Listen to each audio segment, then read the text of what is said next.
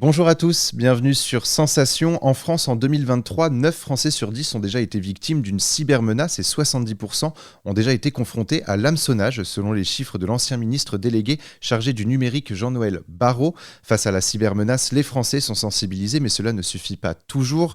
De son côté, Bonjour Cyber a décidé de publier un livre destiné aux enfants à partir de 5 ans. Ça s'appelle l'ABCDR de la cyber. Pour en parler avec nous, je suis aujourd'hui avec Youssef Louraoui, illustrateur de l'ouvrage et chargé de communication à Bonjour Cyber. Bonjour. Bonjour, merci pour l'invitation.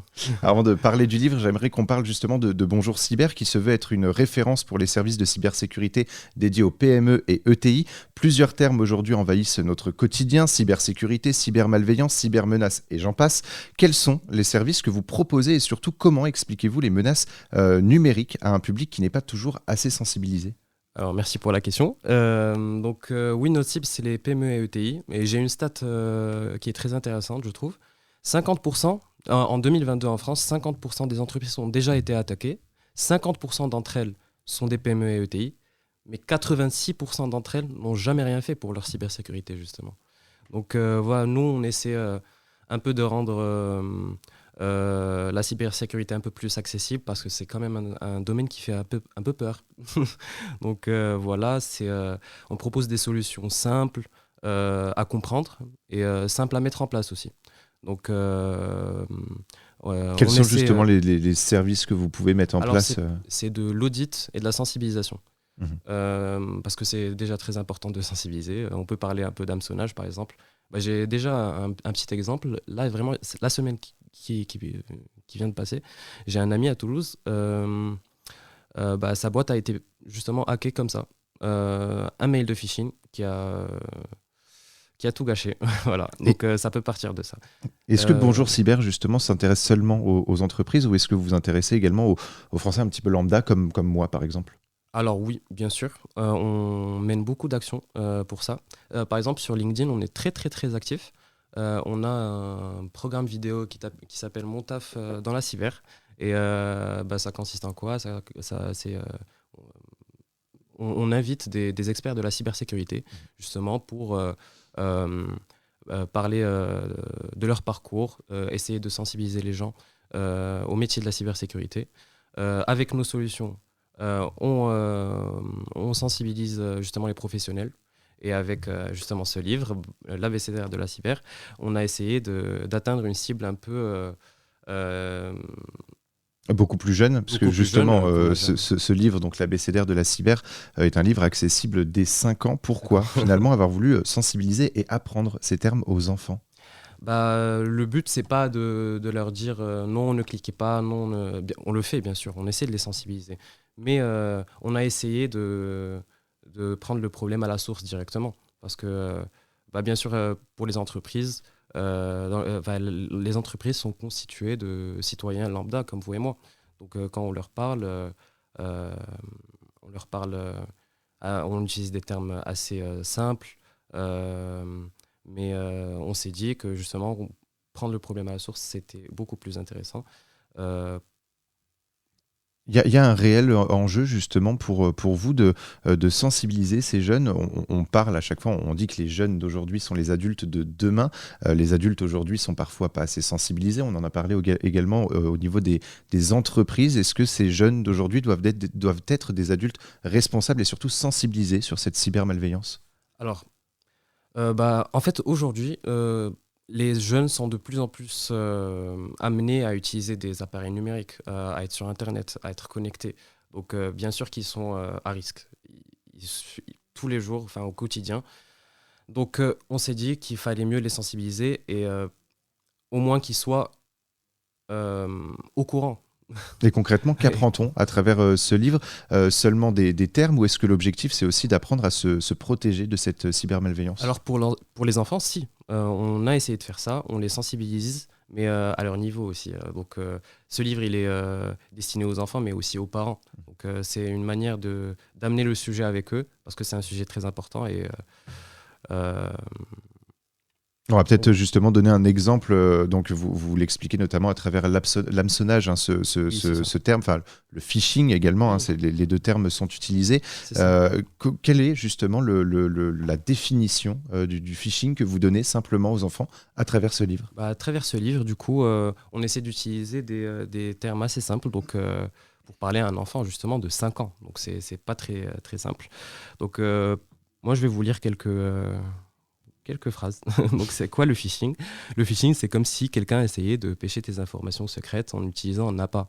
C'est quand des personnes pas très gentilles prétendent être quelqu'un d'autre, comme une banque ou un magasin, pour essayer de te faire dire des choses que tu ne devrais pas, comme ton mot de passe ou le numéro de la carte bancaire de tes parents.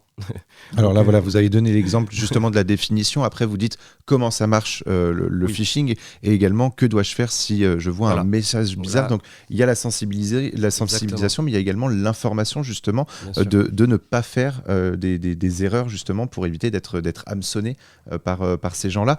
Bien sûr. Vous avez également publié des chiffres hein, en 2020.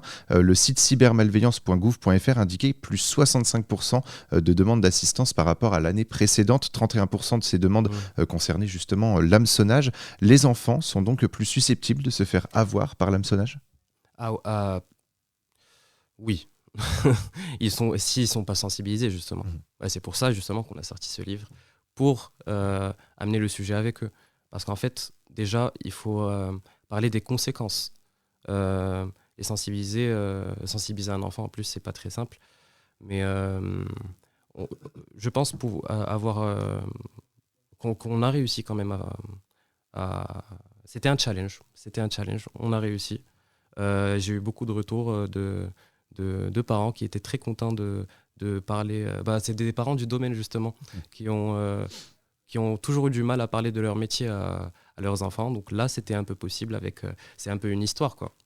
Comme vous voyez sur la couverture, le A, c'est l'antivirus et c'est un A avec un bouclier, une épée, contre le Z, le Zero Day. Donc. Qui combat un monstre, quoi, Zero Day, un virus. Donc, Alors, justement, je pense que ce livre peut être intéressant donc, pour les enfants de 5 ans, mais également pour des adultes ou des jeunes adultes comme moi qui ne connais pas tous les termes. Donc, vous pouvez finalement l'expliquer plus simplement, on va c'est ça. dire. Ah oui, Moi, oui, mais c'est pas que pour les enfants, justement. c'est ça. C'est aussi pour les curieux. Moi, j'ai voulu actualiser un petit peu les chiffres, justement, et je suis tombé sur le rapport du site cybermalveillance.gouv.fr de 2022. Mhm. L'hameçonnage évolue et constitue la menace numéro 1, tout Oui. public confondu, plus 54% de demandes d'assistance et de recherche d'informations par rapport à 2021, qui était déjà en augmentation par rapport à 2020. Le piratage de comptes constitue une demande d'assistance et de recherche toujours sur le site de 97,5% en 2022, contrairement à 2021. Donc les chiffres sont parlants, hein. Les adultes et plus largement tous les publics se font avoir par ces méthodes illégales. Finalement, comment est-ce que les parents peuvent également faire comprendre à travers ce livre? Est-ce que ce que vous préconisez, c'est justement une lecture à double voix entre parents et enfants pour sensibiliser l'enfant et créer une communication autour du livre? C'est exactement ce qu'on voulait faire, vous avez bien résumé. C'est vraiment ça. Donc, euh, moi, je me laisse imaginer quand même un papa ou une maman en train de lire le livre à son enfant avant de dormir. Mhm. Et comme on l'a dit précédemment avant cette émission, les enfants, c'est des éponges à information.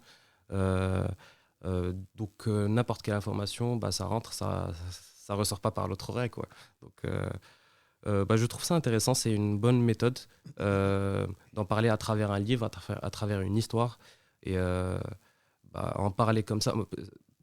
Euh, Si on en parle avec les enfants, ça peut faire un effet domino, peut-être, on ne sait Mhm. pas. À la classe, il va en parler, il va ramener son livre. Et d'ailleurs, on va distribuer ce livre aussi au niveau des écoles. On en a parlé un peu et on a Juste. fait des tests aussi avec des, euh, des professeurs Mhm. Justement, le gouvernement et surtout Emmanuel Macron a indiqué qu'il voulait une régulation des écrans, du temps d'écran et plus largement des écrans auprès des enfants. Vous, malgré tout, il faut continuer cette sensibilisation auprès des enfants dans les écoles, même s'il y aurait une régulation des écrans? plus que jamais. Comme on voit aujourd'hui, déjà, c'est mon avis, hein, mais par exemple, moi qui suis chargé de communication, c'est mon métier. Mhm. Je suis obligé quand même. Et c'est un plaisir aussi. Mais, mais après, il faut vraiment faut réguler, c'est sûr. Faut contrôler, surtout pour les enfants.